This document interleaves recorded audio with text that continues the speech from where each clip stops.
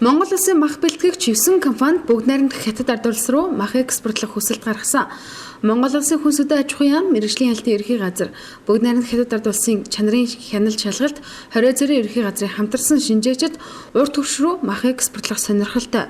Завхан хүнс, Монтова, хүн од зэрэг 9 компанийн үйл ажиллагаанд хяналт шалгалт хийжээ. Шалгалтад эхний ээлжинд Завхан хүнс, Монтова, Монгол Экомед хөвсгөл мах маркет гэсэн 3 компани тэнцэж бүгд найрамдах хятад ард улс руу мах экспортлох эрхтэй болсон байна. Монгол хятад хоёр улсын шинжээчд Увс Завхан, Говьалтай, Хөвсгөл, Баянгор аймагуудыг малын шүлхийн өвчнгүү эрүүл бүс гэж нэрлээд дээрх аймагуудаас бэлтгэсэн өвхөр хонь ямааны махыг экспортлохыг бүгд найрамдах хятад ард улсын тал зөвшөөрчээ. Үлдсэн 6 үйлдвэрийг махны гарал үүслээ тодорхой болгож орчны эрүүл хаваа сайжруулах гэсэн шаардлагыг тавьсан байх юм а. Нийтлэг зөрчлийг ойл одоо малаа эрүүл үсээс бэлтгэж гин үгүй юу гэдгийг баталгаажуулалт болоод үйлдвэрүүд дээр хараахан гарал үүслэл гэсэн үг шүү дээ тухайн малыг. Тэр тал дээр тэгээ мал эмнэлгийн энэ мэрэгжлийн малын эмчтэй яг хяналттай тавьж гин үгүй юу. А дээрээс нь мэдээж нь ядалгаа хийхдээ тавигддаг дамжлагууд дээр бол стандарт зөрчиж байгаа тийм зөрчлүүд байсан. Бүгд найрамдах хятад ард улс бол хэрэглээний махаа Шинэ Зеланд, Австрали зэрэг орноос импортлон авдаг. Иймээс Монгол улсаас тус улс руу тээвэрлэгдэх мах сайн чанарын тавьсан шаардлагыг нямагт хангахгүй бол өрсөлдөгч их байх юм а. Монголоос урд түвш рүү мах экспортлох үйлдвэрүүд хоногт ойролцоогоор 1000-аас 3000 толгой бог, 500-аас 1000 толгой бод нядалж бэлтгэх чадaltaй. Жилд 6-аас 10,000 тонн мах бэлтгэж экспортлох боломжтой юм а. Ер нь Монголын брэнд бүтээгдэхүүн гэхэд одоо махыг л одоо хэлж одоо хүн болгож чадах ба.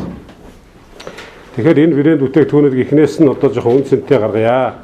Энэ зах зээл рүү нийлүүлэхтэй хүртэл одоо энэ компаниуд одоо хоорондоо үнэ ярилцаж цааш нь импортлж байгаа компаниа сонгохдоо хүртэл одоо бас томоохон ийм сүлжээ компаниудыг сонгож Монгол махыг одоо хятадын зах зээлд нийлүүлэх ийм л бодлогыг барьж байгаа. Хятадын зах зээл дээр өмнө жоохон унсан байдалтай байна. Гэхдээ манайх Монголын зах зээлээс одоо бол Монголын зах зээл дээр махны унсан байгаа шүү дээ. Тэгэхээр энэс бол илүү үнээр бол зарах боломжтой. Харин Монтова компани тухайд өмнө нь Орос албаны улс руу жилд 1000-аас 2000 тонн мах экспортлож байсан туршлагатай мах бэлтгэлийн үйлдвэр нь Увс аймагт байрладаг. Ойролцоох Говьалтай, Завхан аймагуудын малчтаас махаа бэлтгэдэг юм. Энэ удаад Говьалтай аймгийн Бургастай бомтоор хятад улс руу мах экспортлох зөвшөөрлөг авчээ. Бид нэр Оросын холбооны улсад экспортлох байхдаа одоо нэг 1000 гаруй 2000 тонныг экспортлдог байсан. Одоо хятадын зах зээлийн том эмчин их экспортлох боломжтой. Үүний тухайд одоо энэ 3 их авсан компани харилцсан ярилцаад тэгээд Монголын махны холбоо гэж байгаа. Тэднэрээс танай компани зүгээс ямар саналтай байгаа? Тэгэхээр зах зээлийн үнээс л болно л та.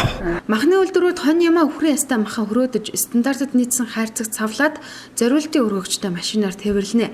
Яг хизээнээс тээвэрлэлд эхлэх 1 тонн мах ямар ханштай арга гарах вэ гэдэг одоогоор тодорхойлоогүй нь учир нь хятадын тал Монгол үйлдвэрүүдийг өөрөө улс руугаа мах экспортлохыг зөвшөөрсөн ч дотооддоо импортыг хариуцсан ажиллах компаниудаа шалгаруулж амжаагүй байгаа юм а.